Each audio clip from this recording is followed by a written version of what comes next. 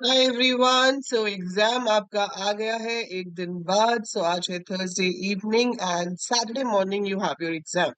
सो बहुत जरूरी है इन गाइडलाइंस को एक बार दोबारा से चेक कर लेना जो आपके एडमिट कार्ड में दी हुई है कि आपको क्या क्या लेके जाना है और किन पॉइंट्स का आपको ध्यान रखना है। ठीक है, so you have to take care of all these things. तो सबसे पहली चीज है कि आपको साथ में क्या लेकर जाना है। सो आपको लेके जाना है अपने एडमिट कार्ड की प्रिंट आउट। ठीक है, आपका एडमिट कार्ड जो आपने प्रिंट किया होगा, जो भी डाउनलोड किया है, उसमें एक तो ये आपकी गाइडलाइंस है और उसकी दो कॉपीज हैं आपके पास ऐसे। तो ये दोनों कॉपीज आपको लेके जानी है। ठीक है, और उसमें से एक कॉपी पे इन्विजिलेटर अपने पास रख लेंगे, दूसरी पे आपको वापस कर देंगे साइन करके या ऐसे ही, but they will give you this second copy back जो आपको संभाल के रखनी है क्योंकि वो आपको चाहिए होगी जब आप काउंसलिंग के बाद कॉलेज में एडमिशन के लिए जाएंगे। So that copy you have to keep it safe. ठीक है, उसको संभाल के रखना है आपने। ओरिजिनल फोटो आईडी प्रूफ चाहिए आपके पास। ठीक है, तो चाहे आप आधार कार्ड लेके जा रहे हैं, पासपोर्ट लेके जा रहे हैं, या किसी भी तरह का अपना बर्थ सर्टिफिकेट लेके जा रहे हैं, सो जो भी आप लेके, जब बर्थ सर्टिफिकेट पे फोटो नहीं होता है, so you have to take a photo ID proof. ठीक है, जिसमें आपका फोटो हो और आपकी आइडेंटिफिकेशन हो, ओरिजिनल आपको साथ लेकर जाना है। ठीक है, ब्लू या ब्लैक बॉल पेन आप लेके जाएंगे क्योंकि आपको सर्कल्स फिल करने होते हैं। ओएमआर शीट पे आपको आंसर्स करने हैं, तो दो circles have to be filled properly with either a blue or a black ball pen. आप वाटर बॉटल ले जा सकते हो but that water bottle has to be transparent. ठीक है, आर पार दिखना चाहिए उसके अंदर कि पानी है बस और कुछ नहीं है, राइट। दो पासपोर्ट साइज फोटोग्राफ्स लेके जानी है। बच्चों को बहुत कंफ्यूजन है कि मैम सेम फोटो होनी चाहिए जो एडमिशन फॉर्म पे है या दूसरी होनी चाहिए। सेम हो तो बहुत अच्छा है, सेम नहीं भी है तो भी it's okay, you have to take two recent passport size photographs with you.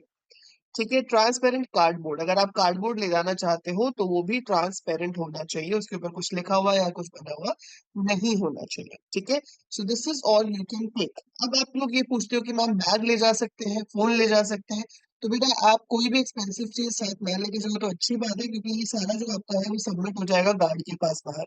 तो आपका बैग भी वो वहीं पे रख लेंगे, सिर्फ यही चीज आप साथ में अंदर कैरी कर पाओगे, बाकी सब आपको गेटमैन के पास छोड़ के जाना पड़ेगा। ठीक है, so accordingly you will see कि आप क्या क्या साथ लेके जा रहे हो। फाइन, सो ये चीजें ही अलाउड होंगी अंदर एग्जामिनेशन हॉल में, इसके अलावा कुछ भी और अलाउड नहीं होगा। अब एक बार गाइडलाइंस देख लेते हैं। So candidates are advise to bring two recent passport size coloured photographs to the examination centre on the day of examination. ठीक है, सो ये हमारा हो गया कि दो फोटोज लेके जानी है, कलर फोटोज होंगी obviously. The candidate must bring printout of the e-admit card to the allocated examination center on the date and time mentioned along with at least one valid original photo identification card. For example, voter identity card, अगर आप 18 साल से ज्यादा के हो और आपका voter identity card बन गया है तो आप वो ले जा सकते हो, या ड्राइविंग लाइसेंस ले जा सकते हो। पासपोर्ट है अगर आपके पास, पैन कार्ड तो अभी नहीं होगा, आधार कार्ड होगा। ठीक है, एम्प्लॉय आईडी भी ऑब्वियसली नहीं होगा। So no colour photo copy, scan copy, soft copy of the identity card shall be accepted under any circumstances. तो ये साफ साफ लिखा हुआ है कि कोई फोटो कॉपी या फोन में स्कैन्ड कॉपी नहीं चलेगी। डिजी लॉकर में अगर है वो अलग बात होती है, और डिजी लॉकर में भी जो नंबर एंटर करके अपने आप आता है उस फॉर्म में होना चाहिए, ना कि खुद से अपलोड किया हुआ होना चाहिए। ठीक है, no candidate will be allowed entry without valid e-admit card and photo identification card in original. First copy of the e-admit card shall be handed over to the invigilator. Please retain second copy of e-admit card carefully for future records. Right? So आपको संभाल के रखना है जो दूसरा copy होगा। Then third point says that the candidates should check the particulars जैसे कि name, date of birth, category, subcategory, etc. mentioned in e-admit card carefully, and also eligibility in all respects as per admission process and admission brochure. Your candidate in the whole admission process is purely provisional pending security of eligibility as mentioned in the, ये basically क्या है कि आप जो भी आप course के लिए अप्लाई कर रहे हो, जैसे कि हम बीसीए वाले हैं, ठीक है, हमारा कोड है 114, तो आपके पास एक बेसिक प्री रिक्वेस्ट ही है कि आपके पास मैथ्स, ठीक है, आईपी, सीएस, आईटी, इसमें से कोई भी सब्जेक्ट जो है वो 12th में होना चाहिए जिसमें आप पास हुए हो, तभी आप आईपी यूनिवर्सिटी से बीसीए कर सकते हो। आप पेपर दे भी दोगे लेकिन अगर आप एलिजिबिलिटी क्राइटेरिया को फॉलो नहीं कर रहे हो तो आपको बाद में एडमिशन नहीं मिलेगा, even if you get a good rank. So no request for change in examination date और सेशन विल बी कंसिडर्ड, तो हम चेंज नहीं करा सकते।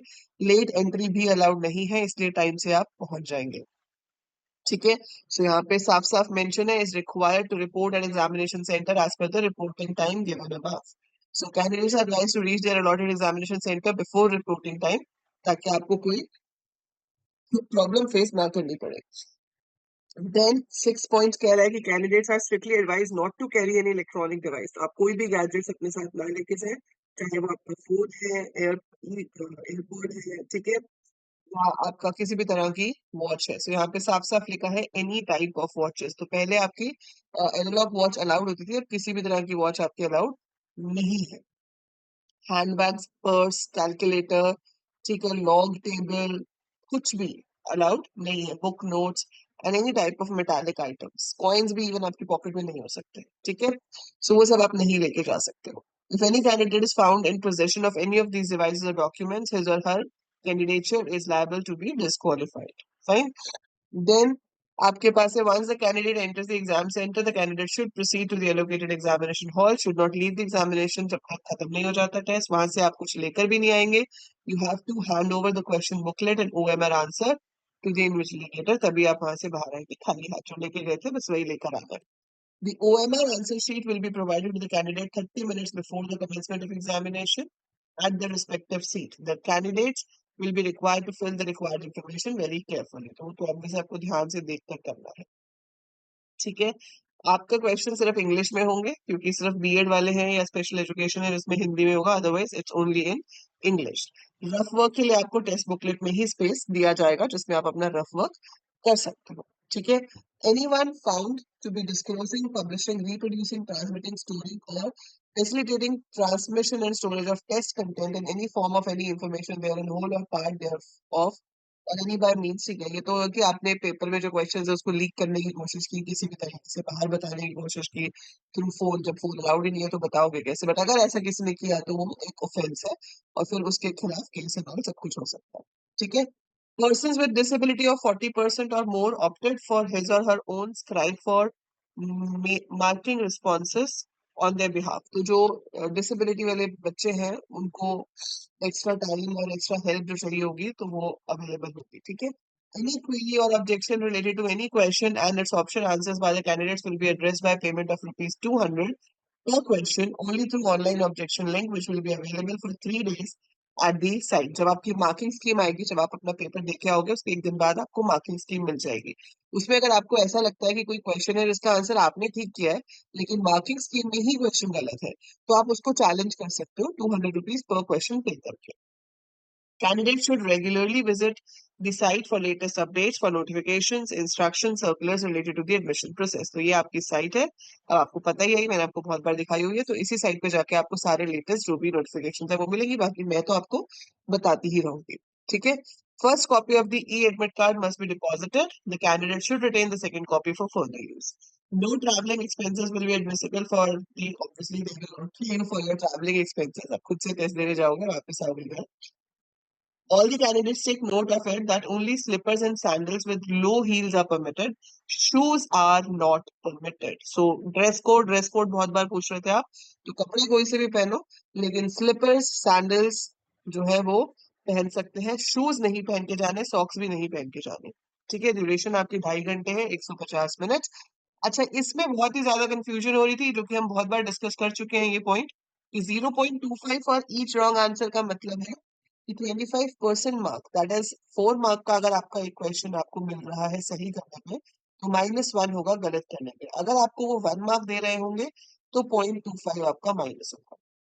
ठीक है, तो इसमें कोई कंफ्यूजन मत रखना, ये मत सोचना कि सही करने का क्या है, गलत करने पे सिर्फ 0.25 ही डिडक्ट होंगे, ऐसा नहीं होगा. ठीक है, so you have to take care of these guidelines. In a summary मैं आपको बता देती हूँ, रिपोर्टिंग टाइम पे पहुंचेंगे, साथ लेके जाएंगे अपना एडमिट कार्ड, 2 कॉपीज, एक वहां जमा होगी, एक वापस लाओगे.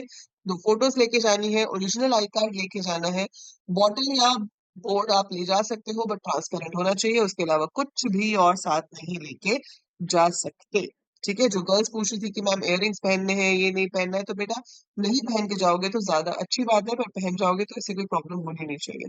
राइट, और don't involve yourself in cheating और सम एक्टिविटीज, क्योंकि उससे आपका फिर पूरा का पूरा आगे करियर बर्बाद हो जाएगा अगर पकड़े गए ऐसा कुछ करते हुए तो. ठीक है, सो अपना ऑनेस्टी से जितना आता है उतना अच्छे से करके आना, अपने ऊपर कॉन्फिडेंस रखो, फेथ रखो, अच्छे से पढ़ो, जो पढ़ा है बहुत अच्छा पढ़ा है और उसको अच्छे से करके. ठीक है, so all the very best.